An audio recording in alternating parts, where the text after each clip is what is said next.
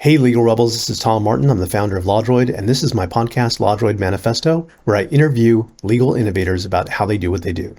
In this episode, I interview Nikki Shaver, CEO and co-founder of Legal Technology Hub and adjunct professor at Cardozo Law School, whose global perspective and journey from literature scholar to legal innovator has revolutionized how legal professionals discover technology worldwide.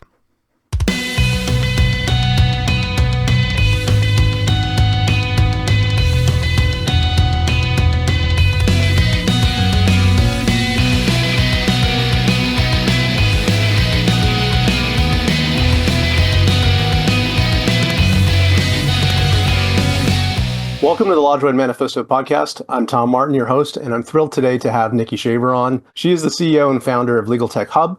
She is an adjunct professor at Cardozo Law School. She also is the author of The Handbook for Legal Innovation, honored by Fastcase 50, as well as an ABA Women of Legal Tech honoree. And there's many, many, many more. One thing I want to note, though, on the top is she has 2 bachelor's degrees, a master's degree, a law degree, and an MBA. And it's a little ridiculous. Yeah, very, very, very impressive, and held many positions in knowledge management innovation way before it was cool. So with all of that, Nikki, if you could just introduce yourself and tell us a little bit about what you're up to now. Sure. Well, Tom, first of all, thank you so much for having me. And hi, everyone. Thank you for listening/watching. So Tom, that was a really nice intro. And not very many people actually dig deeply enough in my educational background to recognize the number of degrees that I have. And I will just say, I think I'm an eternal student. I'm just endlessly curious. So I don't think I'm done studying. I just think that's part and parcel of who I am. I really enjoy learning. But in terms of who I am, my goodness. Well, I mean, as you said, I'm currently the CEO and co-founder of Legal Tech Hub. That's a very big part of who I am. But I'm also a mom to 2 kids. I live in Brooklyn, New York, but I'm from many different places. This is actually the 9th city I'm living in the 7th country. So I have a little bit of a different background, I think, than a lot of people working in this industry, especially in the US. And I think that gives me a slightly unusual perspective on it, maybe. Definitely. And I think an advantageous one, because it seems like at this moment, people that are generalists in the sense of having different experiences and different knowledge of different things, they have this ability to like cross-train and get and flow easily through different, environments. And so, I think that, your background actually is a bit of a superpower right now. That's interesting that you said that. I mean, for me, law was confining because it's so jurisdictionally bound. So you study law, you become licensed, and then you can practice in that one jurisdiction, and any additional jurisdiction you seek to add, you need to become licensed in that jurisdiction as well. And in the States, that is taking another bar. If you're moving from country to country, it often means completely requalifying, taking another, going back to law school, for example, or taking a number of exams. And so I did that once. I moved from Australia to Canada. I had studied law in Australia and practiced. That's where I practiced for about 10 years. I was a litigator. I specialized in media law and defamation. I worked in-house at media companies for a little while.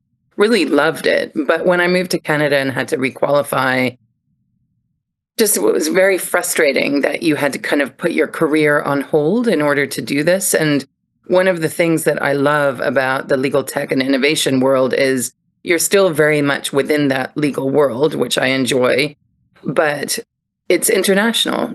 I think that's one of the great benefits of it.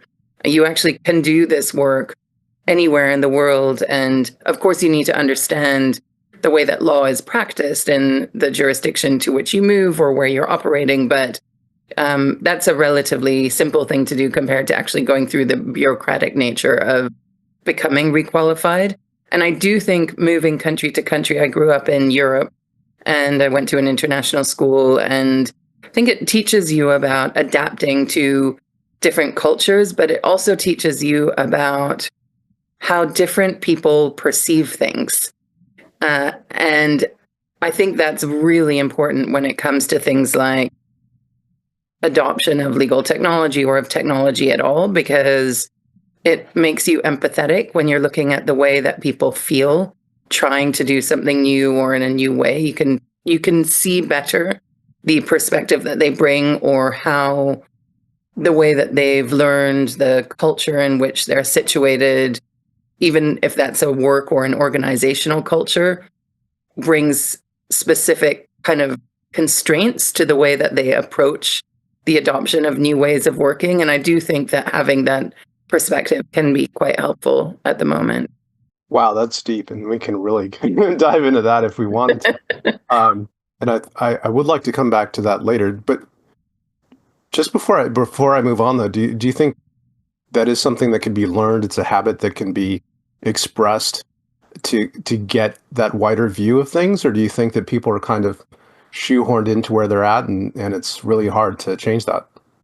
I love this question, Tom.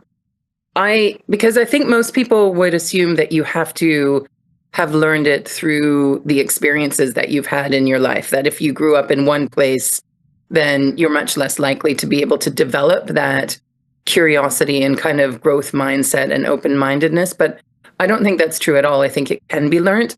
And there are a number of things that I remember having a great speaker at one stage in one of the firms I was working at. And she was talking about, it was actually a diversity speaker who came, and she was trying to help us understand that there were different ways of being able to understand experience. And one thing she said was, find new ways of experiencing the everyday things in your life. So an example would be, get a different perspective on the room in which you work. Stand up on a chair and look at it from that perspective. When you're on your way to work, instead of getting off at the same stop every single time, get off a stop early or a stop late and walk back and open your mind in that way. When I moved to New York, one of the things that I did was what I called my green light walks. Whenever I was able to grab half an hour in the middle of the day, I would leave the building and walk kind of aimlessly, in that I didn't really have a goal in terms of where I was going. I just let the green lights guide me. So I would go in whichever direction the stoplight was green. And that's how I explored New York, was just by walking and allowing that to dictate where I went. And it meant I saw completely new things. I kind of discovered the Diamond District without knowing where it was, just by kind of coming across those large diamonds on the street lamps at the end of it. And I think doing that sort of thing and having this ability to kind of explore and come out of yourself and make yourself see things in different ways also allows you to then understand that other people may be seeing things from different ways. So I do think you can learn it, but I also think if you are trying to learn it, you really have to bring a consciousness to that effort. It's not just accidental. You really have to think, I am going to stretch that muscle of being able to empathize with other people and step into other people's shoes. And unfortunately, I think there are a lot of people who don't really want to do that necessarily. Wow. Well, I'm loving this conversation so far. No, that's really food for thought, and the fact that it's a muscle that you can exercise and get stronger at is a great way to look at it. You also, like, when with what you said, it made me think of George Costanza on Seinfeld just saying yes to everything. And Yes, exactly. yeah, Exactly. And see where it takes you. you never know. I also want to point out to people that are watching that, about the international stuff. Like, last time we were talking in person was in Tallinn, Estonia. And Yeah. yeah, you were on a panel and you also gave your presentation, your own individual presentation. For anyone who hasn't seen Nikki present, like, just think everything she said so far, like the amount of thoughtfulness and the way that you relate things is just, I don't know, there's something about it that really, it really like you have a great way of communicating that it makes the complex simple to understand. And Thank you. Yeah, and I really enjoyed watching you at that event. But that's Future Law, by the way, in Tallinn, Estonia, happening again this year. Um, but yeah, it's a small community. We all get to see each other at different places. And so that's all great, but I do want to kind of hit rewind and go back to the beginning. I know that you have experience in a lot of different places, living in different places, learning in different places. Where did you grow up first? I was born in the Netherlands, and I grew up there, and then in France and in Germany. And I graduated from school in Germany. And so, although that sounds like my parents were in the military, in fact, they were. My father was a scientist, and he worked for a European scientific organization. And so that's why we were in Europe. He was an astrophysicist, actually. And so it was, yeah, it was an unusual upbringing because neither of my parents are European by birth. My mother is Australian and my father is Canadian. So it was, but I mean, I really feel that part of me is European. So I'm grateful for that upbringing. So your father was an astrophysicist. Wow, that explains something. um, and what did your mom do? She's a doctor. So she was a GP. And actually, interestingly, dealt with the same kinds of issues I did because she studied medicine in Australia. She did her residency in London, and then they moved to the Netherlands. And she did end up working in Germany, but in order to work there, she ended up working for the Americans on the American base in Germany because it was quite hard for her to work as a doctor in Germany because of license restrictions and language and all of that kind of thing. But yes, she was a doctor. Wow, yeah. History kind of repeating itself with the licenses and all that Exactly. stuff. Yeah. Yeah. Um, so early on, when you were growing up in different countries, and of course, what you have in common is your parents and your family. Was there a particular like mindset or thing that you thought of that you would want to do? Like, what were the things that excited you at that age? Probably just playing outside. When I was very little, yes, I always wanted to write, actually. So I was a voracious reader. And my childhood dream was to become an author. Hmm. Was there a particular kind of writing that you like? Was it, mysteries or thrillers? I loved novels. I would say literary fiction, books about people and the way that people relate to one another. I mean, it's interesting looking back, thinking about that, because I think books that are about the psychology of people relating to one another, not nonfiction, but that really interested me. Although I do remember that even when I was in middle school, at one stage, I wrote a novel. It wasn't a complex, long novel, but I used to write chapters and read them to my friends at recess of an ongoing story. And that was very much a fantasy story with monsters and kind of sci-fi. But no, I wanted to become a literary fiction writer.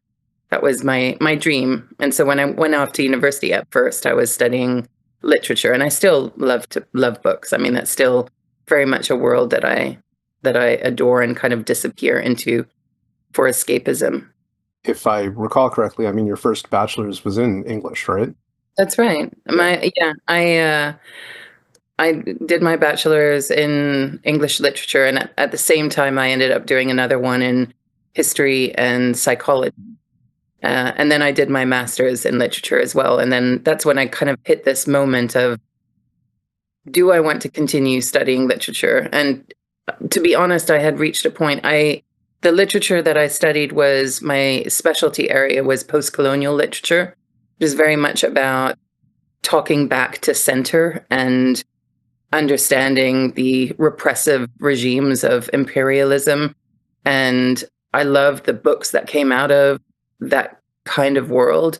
But there was this notion as we were studying it that somehow by studying it and writing about it critically, we were doing some good for the world. There was this kind of notion that there would be a trickle down effect from the university and that it would have some impact. And I just became skeptical of that on the one hand. And on the other hand, also, although I loved studying literature, I kind of missed being able to read books for joy rather than reading them in order to break them apart line by line. So I had a place for a PhD, and I decided to pause and decide whether that's what I really wanted to do. And at that moment, I was thinking, do I want to work in business? I was interested in media, or do I want to pursue academics, continue to pursue academics? Or I had started to think that I might quite like to study law. I mean, you can see that out of post colonialism and that kind of Yeah. wanting to help people, it kind of became a natural evolution. Well, let's pause at the crossroads you just outlined because I want to explore what you just shared a little bit. So, a question that naturally comes to mind is that your mom's a doctor, your dad's an astrophysicist, very like heavy science, hard science oriented, and then your focus is in English. Like not that there's, I don't want to imply that there's a tension or something, but just like the fact, normally when parents are focusing in a certain way, they kind of naturally like project, what they're doing onto their kids. Did you feel at all that, you wanted to go into sciences, or how did, how did things come about with English? Was it just, it sounds like it was just naturally that gravity was pulling you that way on its own. But I'm just curious about that kind of intersection between those two things. No, I think it's a very good question. I honestly, I mean, as long as I can remember, even from when I was in elementary school, I really loved to read. I do think that there was something very innate and organic there. There are pictures of me traveling. We used to travel a lot. There are pictures of me, in the heart of Africa, halfway up a tree, reading a book. Just everywhere. I used to bump into lampposts on my way to school because I would not put my book down while I was walking. I used to brush my teeth with a book propped up behind the faucets. Like, it's really was my thing. And I think my dad definitely knew that, although I'm sure he would have loved it had I embraced science. But I was never terribly good at math. Actually, that's a dramatic understatement. I was always terrible at math. I was one of those students who was really, really outstandingly good at the things that I was really interested in, and then really terrible at the things that I was not interested in, math being one of those. I liked biology, but I was never, I really knew that books were my thing. I mean, there's an early glimmer of law as well, because I did do Model United Nations and absolutely loved that. And I remember the teacher who taught that course just saying, you're like a fish in water. You just took to that so naturally. But my parents didn't force me in any particular direction. My mom actually came at medicine late. So she also was literature, history, and then came back, took the science courses she needed to at the high school level in order to go back to medical school and study medicine, which I think is amazing because in that era, it was not necessarily the accepted thing to do, but she had a stint in publishing and TV before she did that. So I think I was very much following in her footsteps, and probably sort of genetically how I'm programmed. But I know we'll get to this later. But the funny thing is, I never would have guessed in a million years that I had an aptitude for technology. It would never have, even in the faintest recesses of my brain, occurred to me. But actually, in high school and at university, a lot of my very dear friends were guys in particular who worked in computer science and built computers. And so I had that around me, but it never occurred to me that that would be a thing I would be interested in. So that, I think, is kind of funny looking back. Wow. Did you have, I mean, did you have any early exposure to computers back then? Like, I did to the early computers of our day at the time, but I didn't. And I used a laptop from as soon as I could in order to type and that kind of thing. But no, not really. One thing that I'm sure a lot of women, especially at the moment, can see where I'm coming from with this, but I do think it's a pity that at the time there were not the kind of STEM courses that there are now, because I think coding is actually linguistic. And had I understood that earlier, I think I might have been quite interested because the way my brain, the way that my brain works is very logical. So that kind of linguistics plus logic, I think, would have appealed to me greatly. But I wouldn't have known that at the time because we had zero exposure to it. Yeah, I 100% agree with that. I think that you're right that the horizons it opens, that you only need to have a logically oriented mind and ability to articulate yourself in order to create things in the world of, digital now. Right. Right. And yeah, that's it's an amazing time to be alive. It really is. I'm so, even though I know that there are concerns around where we live as well at the moment, I've been so delighted with everything that's happened with AI in the last few years. I just think it's the most interesting thing that has happened in our lifetime. So, okay, so we came to that crossroads, right, where you have all of this education and background in the arts, and letters, where you have the degree in psychology, English, then your master's in English and literature, and possibly writing, and then you do take the next step to go to law school, right? Um, and so how that came about and what that experience was like.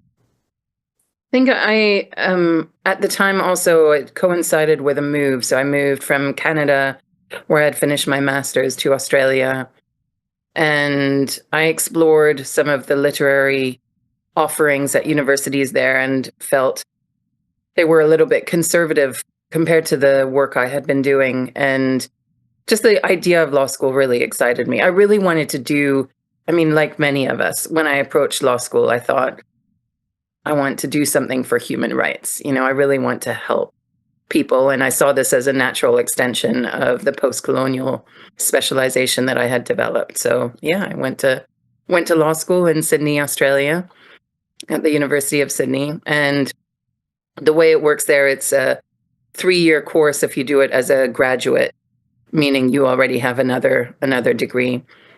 And so I was at law school with people from all different backgrounds because it was not an undergraduate course, and it was fascinating. And I immediately from day one I just absolutely loved it. Again, the logic of making those arguments. Anyone who's probably done academic critical work in literature or history will understand, but it's quite similar. You have to build out an argument over the course of a paper in academics. And the way to do that, it really is very logical and analytical. And the way that you issue spot in law and write answers in law school was quite similar to that. Plus, being able to learn about courts law and human rights law. And I just absolutely loved it. Hmm.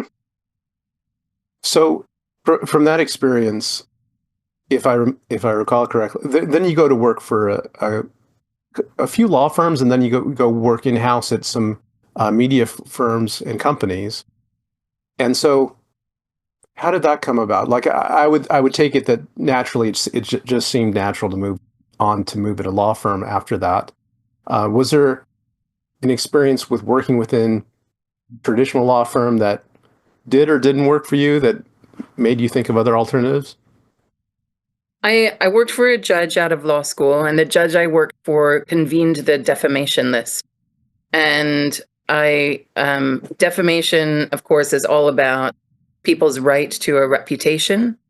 And it's also about very close reading of text, which is very similar to the work that you do in literature. And so for me, that was a really beautiful combination of rights, human rights, the freedom of speech, the right to a reputation, and close reading. So I went to law firm hiring in Australia is quite different from the States, but there's one part that's similar in that you have kind of summer programs, summer associateships, and I got one at one of the top tier Australian firms. And once I had done that, I knew that I could become a graduate lawyer there. And I worked in litigation ultimately, and then was moved firms because I was hired by the preeminent media group in Australia at another firm, and that was fascinating. I got to work with the major newspaper companies and TV networks, and then actually one of those newspaper companies hired me from the firm.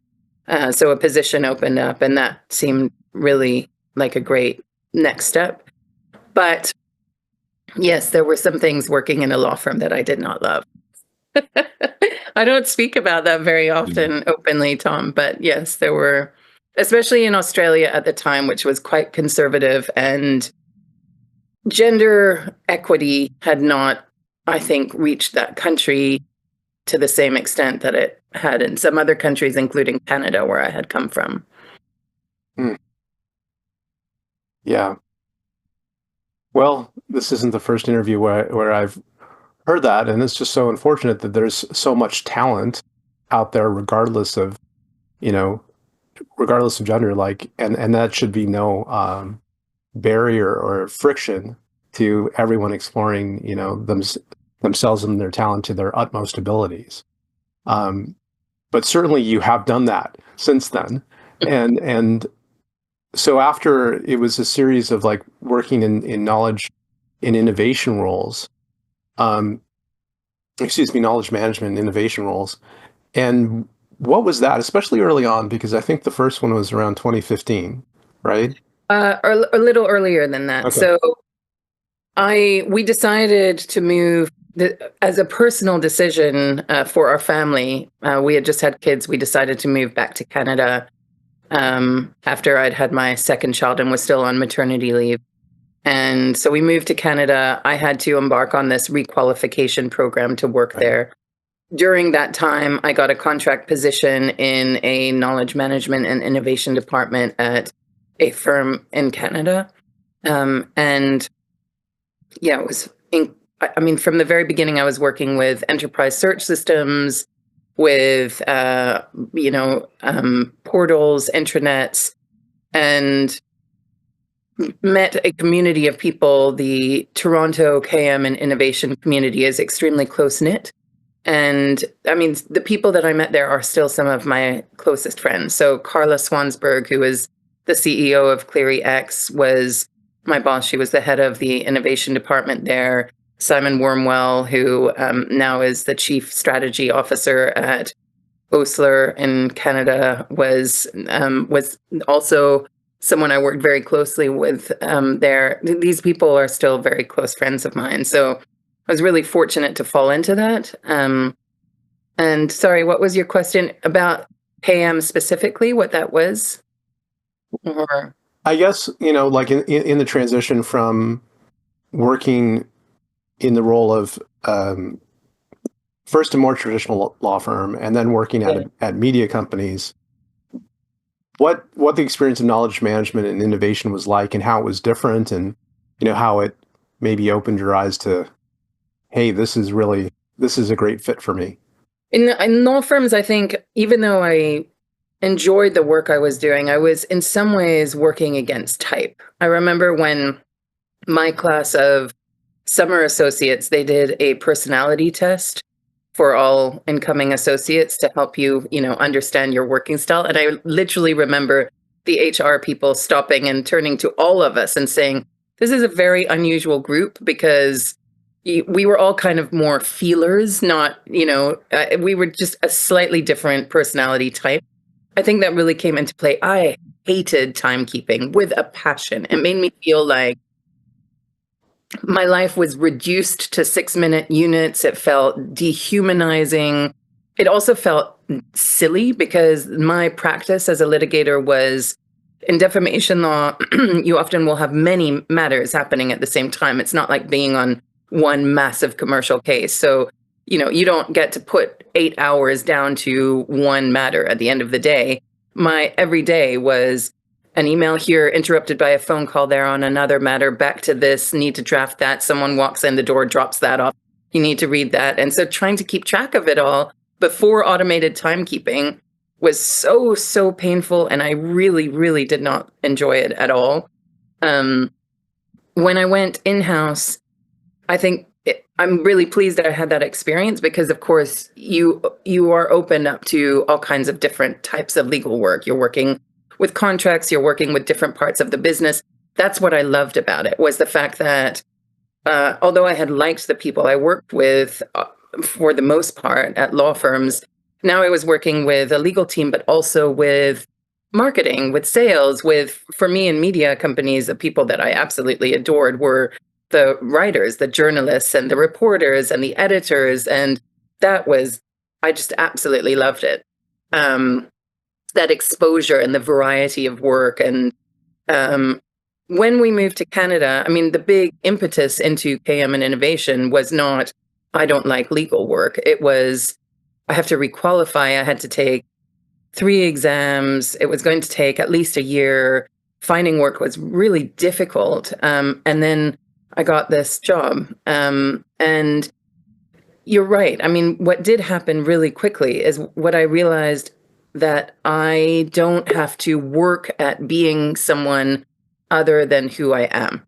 There was just a very natural, oh, I can succeed in this just by being the person that I am. It was the first time that I realized I'd probably been putting some effort into playing against type, and now I didn't have to do that anymore.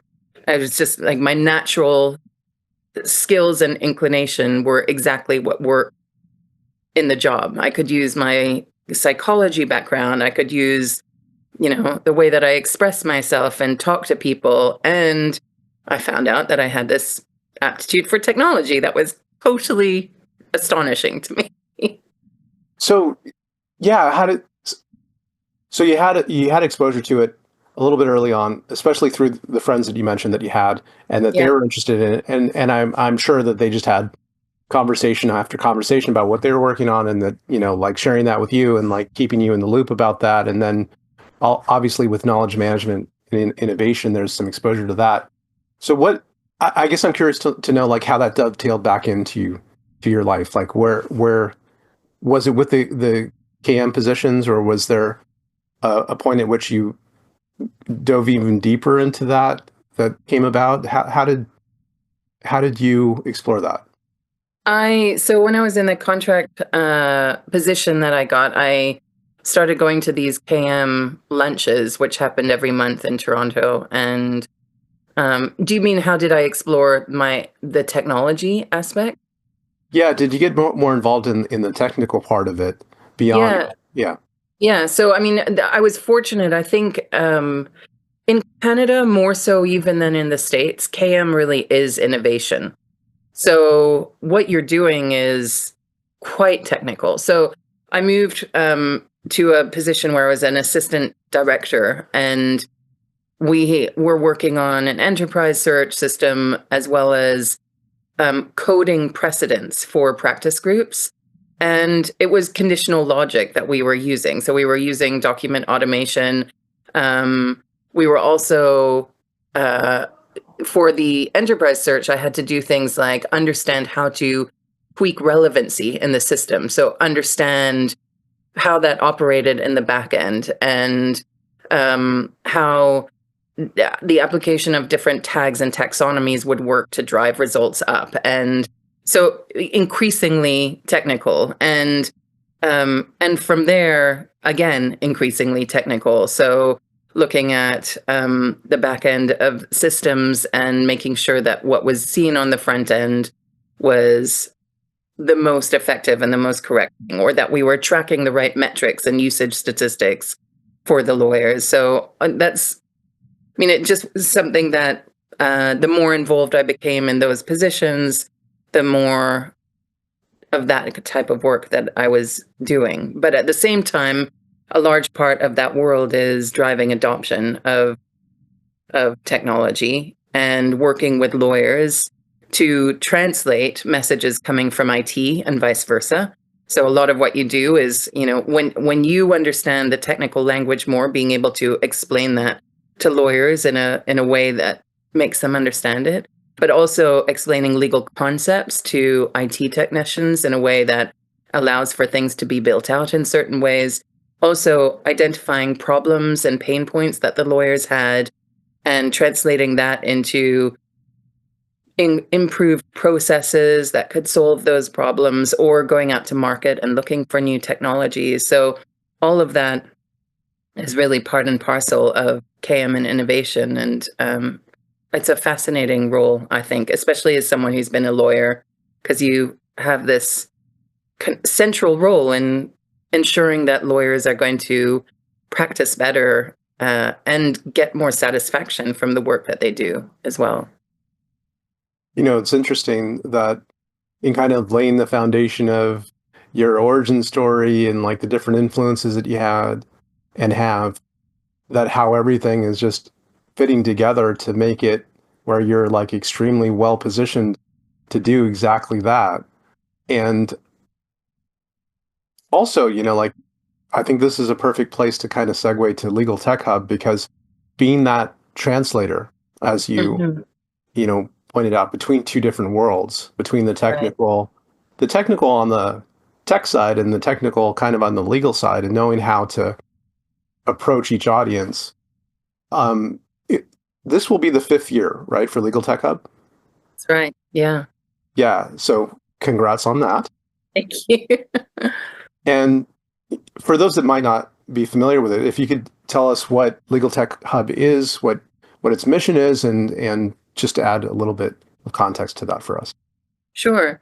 So Legal Tech Hub started out as a global directory of legal technology solutions. It was when I was at Paul Hastings leading innovation at Paul Hastings. One of the things that we had to commonly do, just as I had previously in other roles, is go out to market and look for technology solutions. But there was nowhere that you could go to do that in a way that allowed you to find it easily. Like, I didn't want to go to Google and just search for document automation. I needed a document automation of a particular type that was geared specifically to lawyers, with this type of interface that operated in these languages for these types of lawyers in these practice groups. And there was absolutely no way of searching for that, filtering for it, finding it. And, that was on prem, all of these different characteristics. So when we first built Legal Tech Hub, it really was for the purpose of providing that almost enterprise search like knowledge management driven interface into the world of legal technology globally, because I was very intent on making sure this was international and accessible to lawyers all over the world and innovators all over the world. Because one of the issues about, for example, being in the Baltics, I met a Lithuanian firm. They serve clients in 5 different languages. For them, going to Google was completely unhelpful. None of the technical, the vendor websites actually stated in which languages their solutions operated. So this allows you to filter by all of those characteristics and attributes. Then we were joined by Jeroen Plink, who is my business partner and co-founder. Jeroen comes from a background of he was the CEO of Practical Law in the US before selling it to Thomson Reuters. Even before that, he had founded a legal technology company. He also is a lawyer and has worked in law firms and innovation, but he has a large amount of experience on the vendor side, which was very complementary. And I had always wanted to build up Legal Tech Hub to have content on it.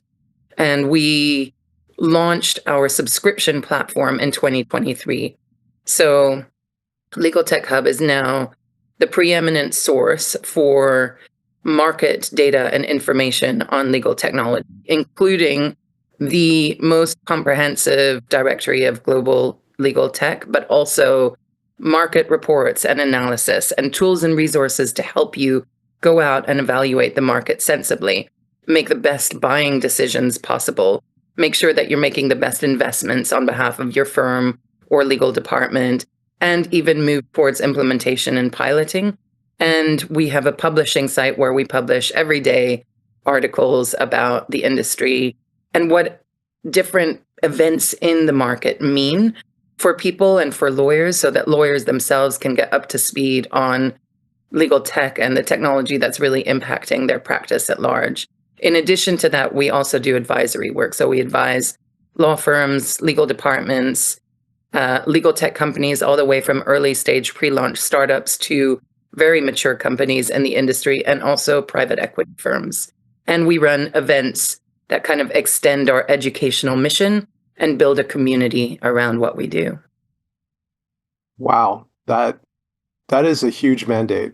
Um, It's I mean, really all about education.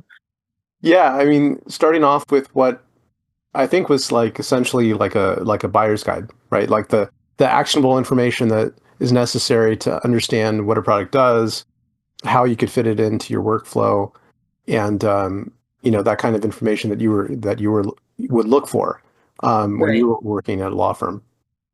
And you've worked with many top tier law firms, Fortune 500 companies, and I think the work that you're doing right now is just so far reaching and amazing, bringing people together.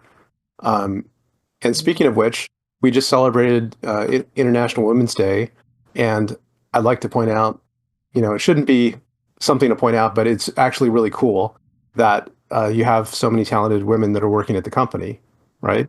Yes, we have amazing women. Stephanie Wilkins, our director of content. We have Cheryl Wilson Griffin, our VP of vendor advisory. We have Sarah Glassmeyer, who's our director of data curation. We have Deb Tesser, who is our executive director. I mean, it really is just we have an amazing group of women who work with us, and I'm feel very proud and just delighted, honestly, to work with them every day. It's a joy, and I must say, I mean, everyone in the company is a joy. But you're right. In light of International Women's Day, yeah, I'd like to highlight them. Yeah, heavy hitters there, the very talented people, and that must be very cool to get to work with them every day. It is, yeah, it's great.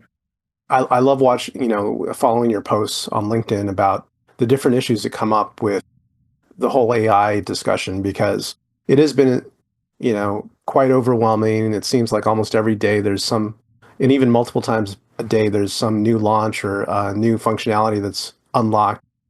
Um, we don't have enough time to get into everything in detail, but I mean, one thing that's obvious, it's here to stay, right? Oh yeah. I don't know if you saw, Tom. We just launched our market map of generative AI products, and there were 400 products on our market map. When we first started putting it together, which was in July last year, just gathering the data, there were 151. So that shows the growth just in generative AI and legal tech. And I really believe that if we do it, we'll be launching this in on regular intervals. I think in a year from now, we'll see 1,000. That's my genuine guess. Maybe that's slightly overstating it, but it's not going anywhere. No.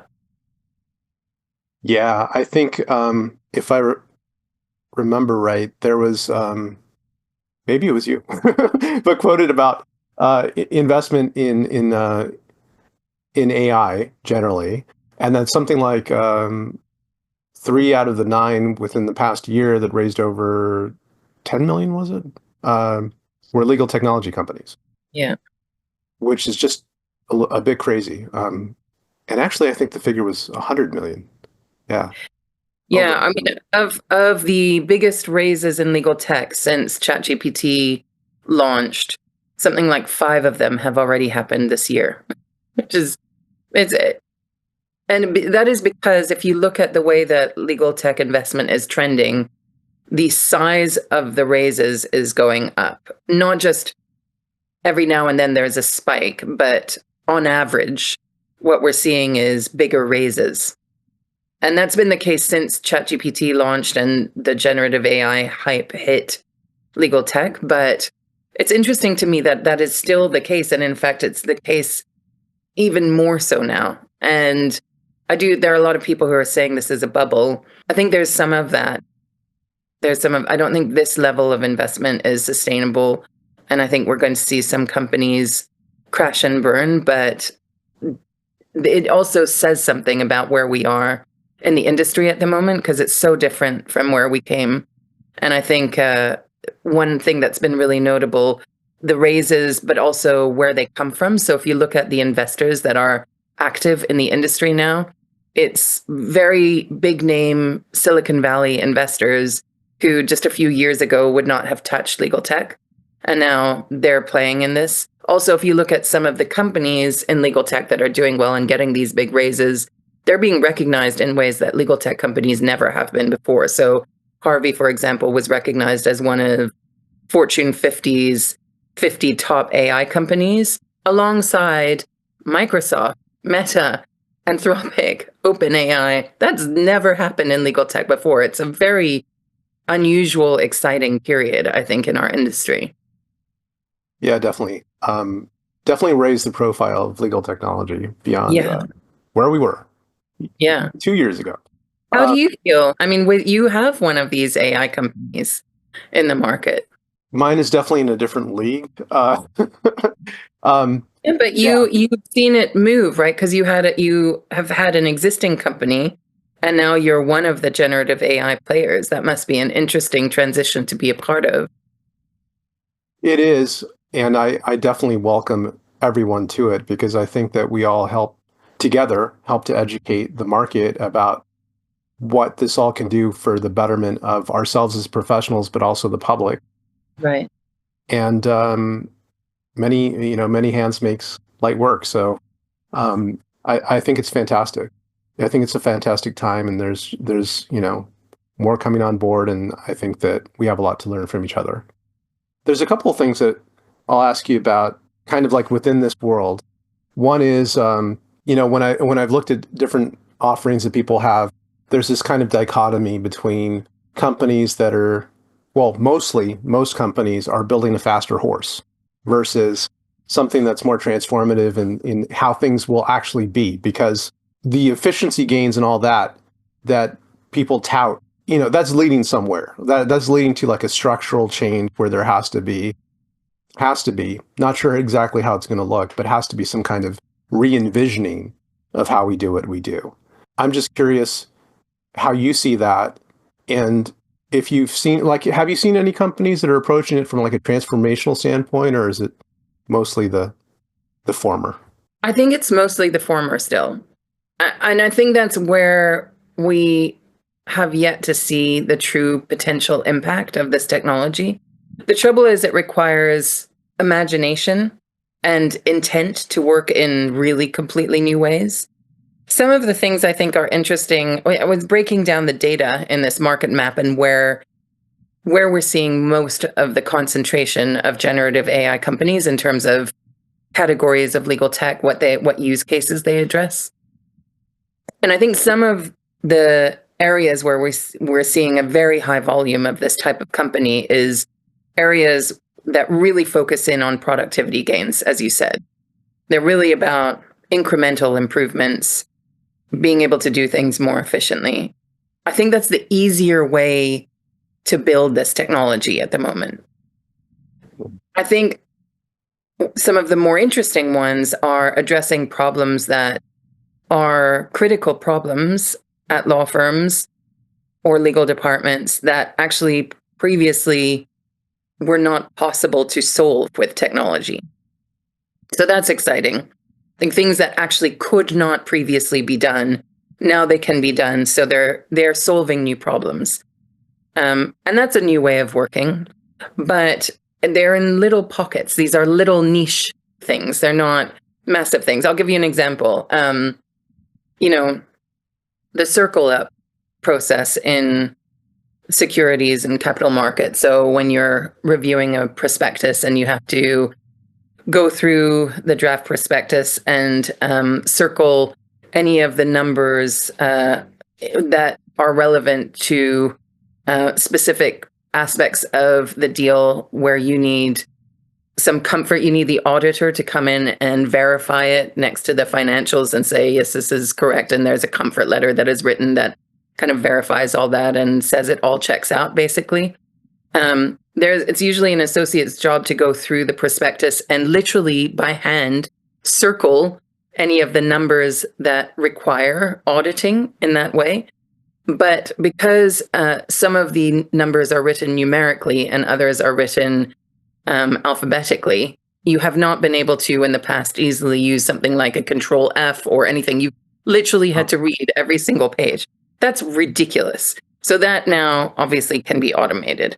Or other parts of legal workflows, like even something which has now become so prolific, we maybe have forgotten that this was not possible 2.5 years ago, which is to compare an incoming contract to an entire playbook and immediately instantaneously get a red line of your organization's rules on this contract so that you can see exactly what needs to change, what needs to be negotiated to bring it in line with the way that your company operates.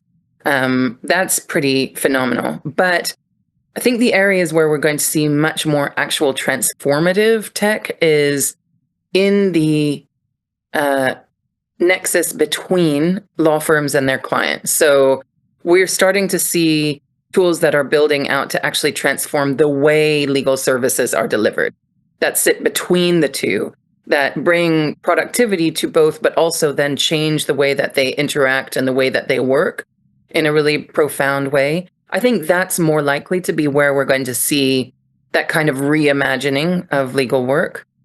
And I also think on the legal department side, we're going to see it, but we're a ways off because they don't have budgets. A lot of the time, the full AI initiative is not driven by the legal departments. It's driven by the business at large.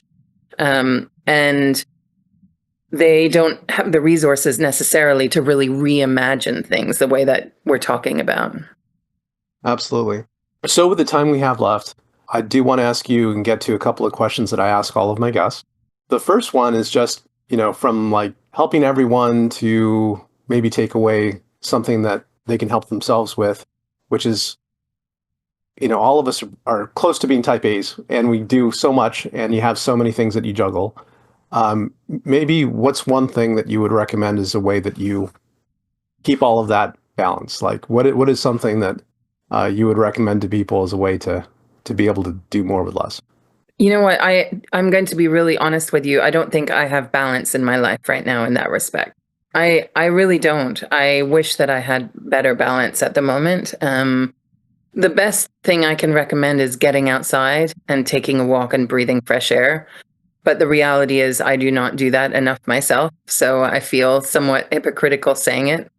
But for me, that is the key is if you can walk, if you can get exercise, if you can get FaceTime with the people who you love. I guess the thing that I do, which is maybe not not necessarily what everyone would choose, but for me, traveling is a huge thing.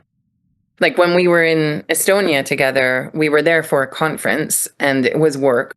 But then being able to take a morning and walk around Tallinn and see the city and the history there, that takes you outside of yourself. And that to me is the way that I really am able to kind of let go. And it's also when I have my most creative ideas because I think people forget that when we are so busy that it's a deadener on creativity. And you need creativity, I think, to do this kind of problem solving work well. So, yeah, taking a break, whatever that means to you. For me, that means getting out of my usual environment and traveling somewhere. That's really great. Um, the other question I have is, and you kind of hinted at it, but at the end of the day, when all of us are doing this crazy amount of work and hopefully getting a break from it every once in a while, what makes it worthwhile for you? Like, what is the thing that at the end of the day, um, with these different efforts that you're making, give you that feeling of satisfaction? Purpose. Yeah. I really am very purpose driven, and that's always been the thing that I seek from work more so than financial gain. And I think being part of the legal tech community makes me feel as though I'm part of making law better for everyone. And so something that I want to do more of in the future is work with solutions that really help with the access to justice problem, because I think that's where generative AI in law has the potential to really transform in the most positive way that we could imagine. But at the moment, of course, far more effort is being put in at the commercial end of the spectrum. But yeah, for me, it's very much purpose. And also, I will say, providing a positive view to my children of what work can. I think they see how lit up I am by what I do, how much I love it, how much I enjoy the people in my life because of work. And they think it's cool that I run a business, and my daughter thinks it's cool that, you know, that her mom is able to do this kind of thing. And I love that being able to give her that feeling that she can do anything. That's important to me. Well, thank you. I appreciate those words of wisdom, and I'm sure everyone else does. And I want to thank you so much for your time today. Thank you for being on my show, Nikki.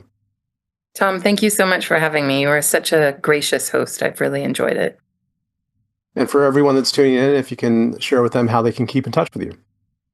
Of course. You can find Legal Tech Hub at just legaltechnologyhub.com. You can reach out to me on LinkedIn. I am very open to people just DMing me. I like to meet new people. That's the easiest way. Perfect. And to everyone, thank you so much for attending. See you next time. Thank you so much for watching the latest episode of the LawDroid Manifesto podcast. To keep in the loop about upcoming episodes, please subscribe to LawDroid Manifesto and you'll get notified. Thanks for watching. See you next time.